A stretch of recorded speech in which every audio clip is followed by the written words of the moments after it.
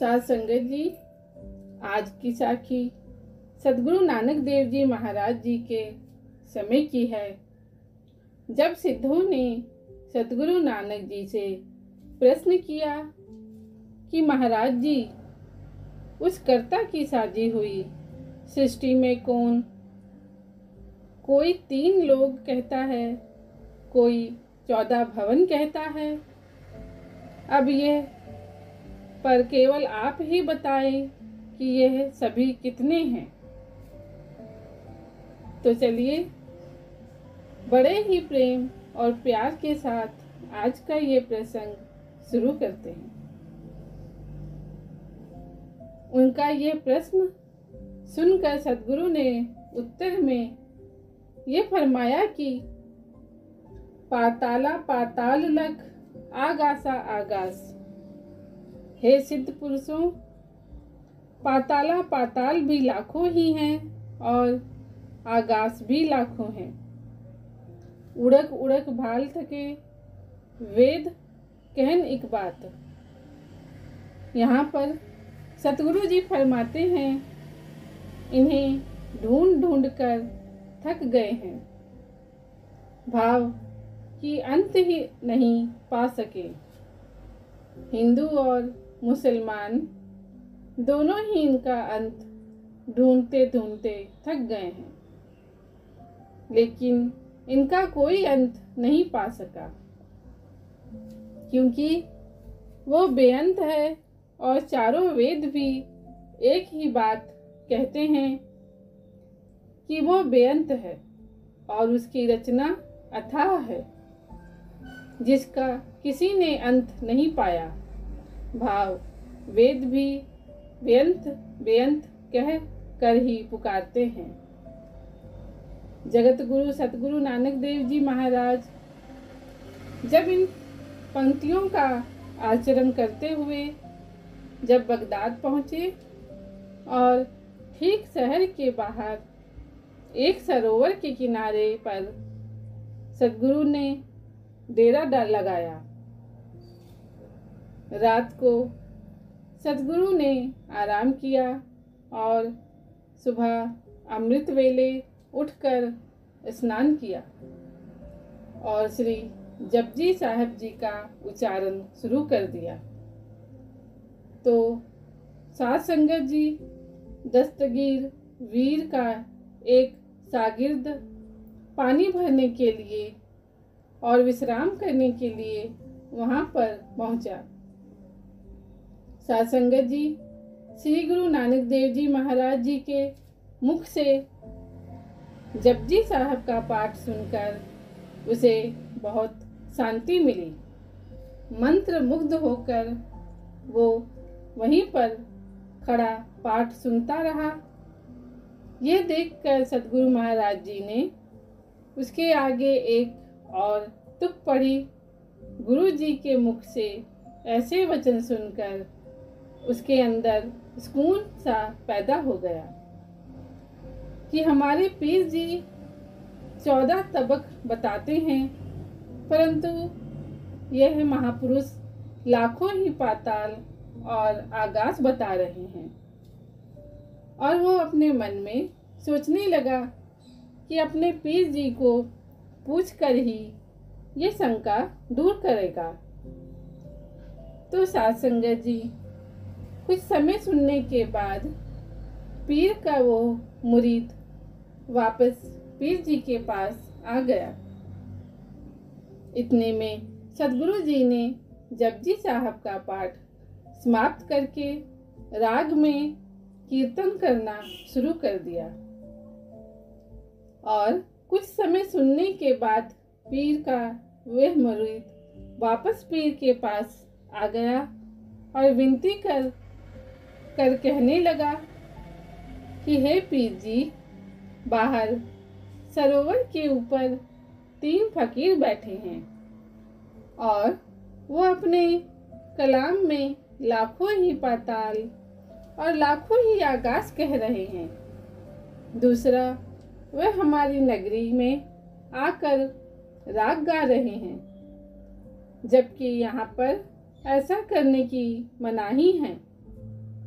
यह सुनकर दस्तगीर पीर क्रोध में आ गया और उसने क्रोध में आकर सद्गुरु के ऊपर पत्थरों की मार करने के लिए बोल दिया। पीर ने सद्गुरु के ऊपर पत्थरों की मार करने का हुक्म दे दिया। पीर जी का हुक्म मानकर शहर के सभी लोग हाथों में पत्थर लेकर सद्गुरु को मारने आए, जिनको देखकर सद्गुरु जी ने वचन किए, निरंकार सत श्री अकाल गुरु एक ओंकार कृपाल सुनकर बांग स्वर नर नारी सुनमुन हुई एक बारी। भाई बालाजी की साखी में इस तरह लिखा हुआ है कि सद्गुरु ने यह बांग उचारी थी, गुरबर अकाल सत श्री अकाल जित चरण नाम धर धर प्रणाम सब पर कृपा जोर जवाल। साध संगत जी, जिस प्रकार पुरातन गुर सिख जहाँ वाहिगुरु जी का खालसा वाहिगुरु जी की फतेह बुलाते थे, वहाँ पर सत्कार के साथ पहला गुरमुख कहता था सत श्री अकाल और दूसरा उत्तर देता था गुरुबर आकार। यह शब्द दास ने कई बार अपने दाता जी की रचना में सुना था। जब उनको कोई सत श्री अकाल कहता था तो वे जवाब में गुरुवर अकाल कहते थे। को थोड़ी हैरानी हुई कि सत श्री अकाल के जवाब में सत श्री अकाल नहीं बोला गया, बल्कि और ही उत्तर दिया गया। तो साध संगत जी, सद्गुरु नानक देव जी महाराज जी के समय से यह शब्द चला आ रहा है। यह पुरातन रीत आजकल के समय में आलोप ही हो गई है। सो साध संगत जी, हमें भी सत श्री अकाल के जवाब में गुरुबर आकार कहना चाहिए। सो साध संगत जी, इस बांग को सुनकर सभी मनुष्य जो पत्थर उठाए आगे बढ़ रहे थे, सभी सुनमन हो गए। तो फिर जाकर किसी ने पीर दस्तगीर को बताया, तब जाकर पीर दस्तगीर खुद आ पाया और उसने जंतर मंतर पढ़कर लोगों की जड़ता दूर की और दूसरी बार फिर लोगों को दोबारा सद्गुरु पर पत्थर मारने का हुक्म दिया। जब लोगों ने फिर पत्थर मारने की कोशिश की तो सद्गुरु ने फिर वचन किए, निरंकार सत श्री अकाल गुरबंग एक ओंकार कृपाला। उस समय सभी की बाजू ऊपर ही खड़ी रह गई और लोगों के हाथ में पत्थर ऐसे ही पकड़े रह गए। तो साध संगत जी, जिसके बाद पीर ने अपनी शक्ति लगाई, लेकिन वह लोगों की जड़ता दूर नहीं कर सका और फिर नीवी डालकर कहने लगा कि हे साईं जी, लोगों की जड़ता दूर करो, खुदा के लिए इनकी जड़ता दूर करें, क्योंकि कसूर उनका नहीं मेरा है। तो गुरुजी ने पीर की विनती मानकर उनकी जड़ता दूर की। पीर ने कहा कि यह गलती इसलिए हुई क्योंकि आपने जो लाखों आकाश और लाखों पाताल कहे, हमें यह कुफर लगा। दूसरा, मुसलमानों की इस नगरी में आकर आपने राग क्यों गाया है? क्योंकि उसके साथ तो मन चंचल होता है। तो ये सुनकर सद्गुरु ने कहा कि हे पीर जी, हमने तो राग द्वारा उस प्रभु की सिफ्त गाई है, उसकी सिफ्त की है। कलयुग के अंदर मन को टिकाने का यह अहम साधन है। दूसरी बात, जो आपने लाखों आकाश और लाखों पातालों की है, उसका उत्तर यह है कि अब दूसरा उत्तर सुनिए काने, 14 तबक कुरान विखाने। तिसको कर्ण हार है जो, ताको 14 की सुध हो। लाखन की सुध जिनको होई, 33 भने न झूठ भगोई। परंतु हे फकीर जी, अगर फिर भी यकीन नहीं आता तो हमारे साथ चले। तो फकीर ने कहा कि मैं तो बूढ़ा हो गया हूँ, आप मेरे पुत्र को दिखा दे। तो गुरुजी ने फकीर के पुत्र को कहा कि आंखें बंद करो, और सद्गुरु उसको आकाश दिखाने लगे।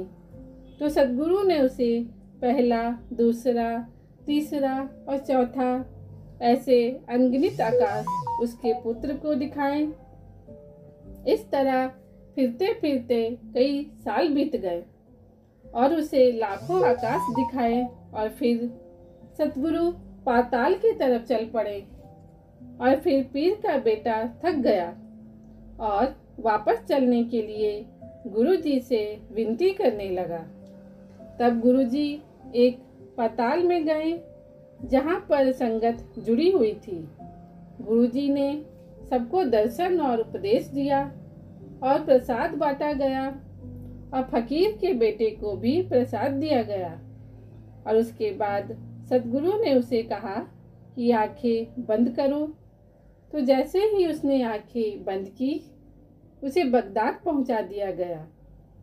तो जैसे ही उसकी आंख खुली तो उसने अपने आप को अपने पिताजी के पास देखा।